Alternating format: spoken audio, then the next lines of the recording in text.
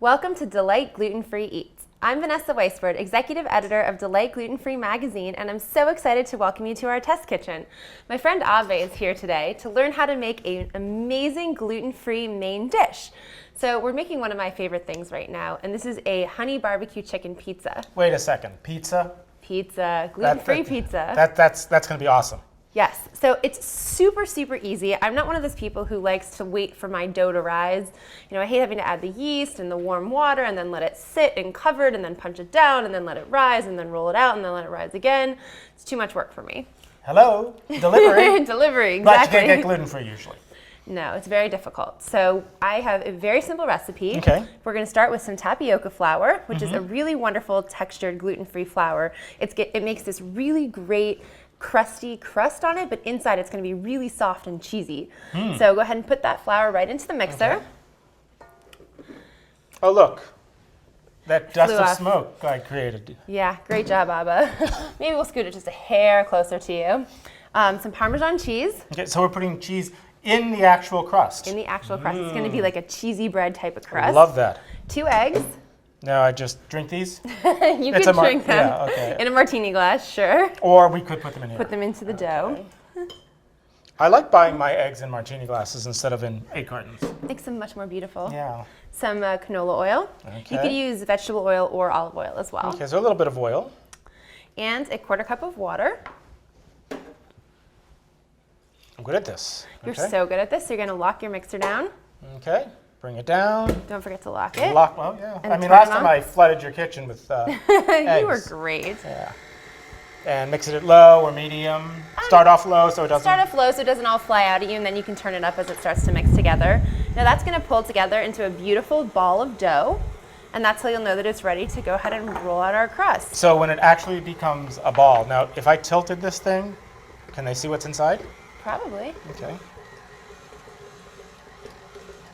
I don't think they're designed to work this way, but Well, now we know that it works that way. we are trained professionals. Do not try tilting your mixer at home. Oh yeah, it's becoming, I was going A to say dough ball. clumpy, but a dough ball. And it will pull together into just a beautiful clump in a second. Now there's a little bit of stuff at the bottom. Is that okay? It's going to pick it up. Okay. Can I make it go faster? You can make it go faster. Why do men always like the mixer to go like super fast?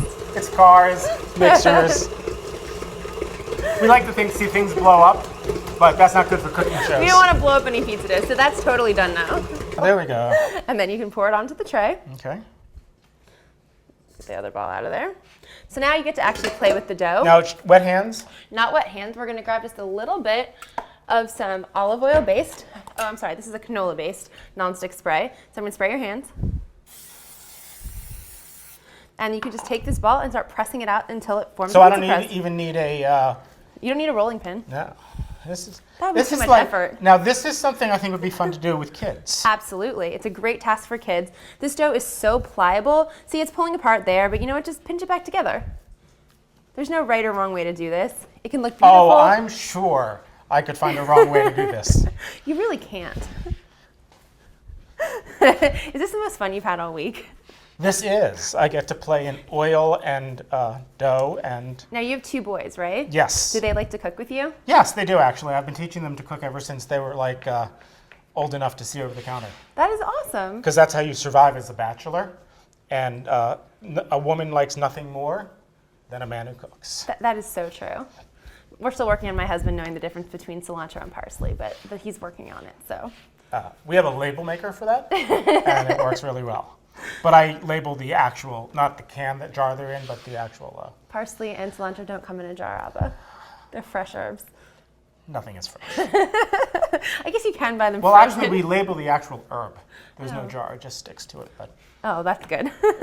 it's tougher to cook with. Is that good, or do I need to fix all these little divots and holes? So I like to push together the holes. You totally don't have to. My husband actually made a pizza using this dough the other night, and he didn't, and it came out just fine. Can I use my fist? You totally can, but I'm like a perfectionist when it But comes see, to now let cooking. me ask a question. I'm doing something really interesting. I have thinner and thicker stuff. Is that going to make it better or You worse? would, in an ideal world, you would have an all even Oh, layer so it's going of to make it worse. crust. Okay. But again, this dough is like really versatile and really pliable, so Now, it's not going to mess it up. You wouldn't toss and spin this, right? But You would not toss and spin this. No, it doesn't Can I have. just- So you can spin it like that totally.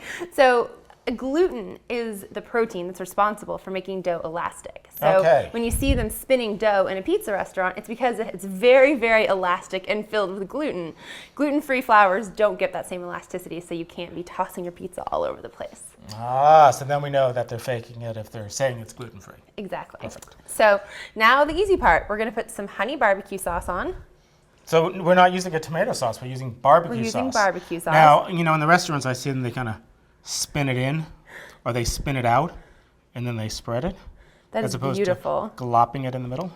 Beautiful, Abba. And if I spin this, we can hypnotize people. Totally. Here's your spatula to spread it on out. Oh, no fingers now? Well, you could use your fingers. I do want to point out that if you have your children help you do this, make sure they wash their hands before you spray them with oil. definitely. That's And a then very they lick their important fingers point. and make them wash their hands. And now, how much did we use? I mean, this looks like, It's about a half a cup. half a cup. We don't want to use too much because it would overpower. Yeah, and the topping part of making a pizza is really up to whomever's making the pizza. This is how I like it, but you can really do it to however you do.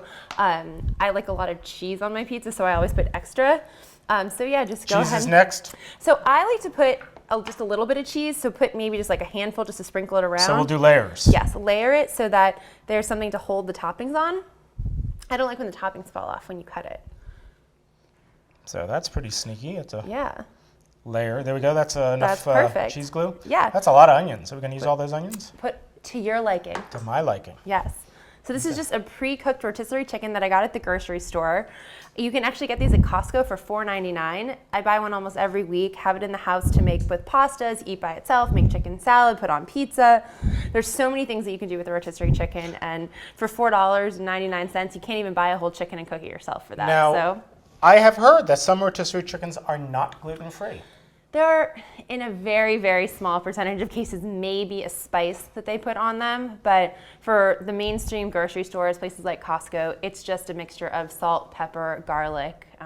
So very, very simple seasonings on them. But they can always check the label or Check ask the label, at the deli. ask at the deli, just make sure. So then sprinkle just a few onions on there. You don't have to use all of those. Or we could do it on one half for those people who are, Absolutely. for date night, you may not want as many onions. Totally true. For date nights, you want to go bad, you can use a lot of onions. Oh, Abba. All right. Okay. And then put the rest of your cheese on there. And we'll top it off with just a little bit of chopped parsley. Now, doesn't that some normally color. come in a can? No, parsley definitely does not come in a can. Everything comes in a can No, when I was a child. maybe when you were a child, but not here. We like fresh ingredients. Okay, fresh is better. And Fresh is way better. Your parsley. And as soon as you get that parsley on there, what does parsley actually do other than give you something to pick off the pizza? flavor, it's an herb. Okay, It's a very mild herb. and it gives color. Color, some Presentation. beautiful color. Now, it looks like I didn't spread it so that there's some in the middle. It's okay. Okay. It doesn't have to be Okay. perfect. And now we can eat it, right? No, now we have to bake it. So the oven is preheated to 375 degrees. So we're just gonna go ahead and pop this in for 20 minutes and then it'll be ready. 20 minutes, 375? 20 minutes at 375. Sounds like a plan. Thank you. And now we wait 20 minutes and we'll have Barbecue chicken pizza. Abba's barbecue chicken pizza. That's right.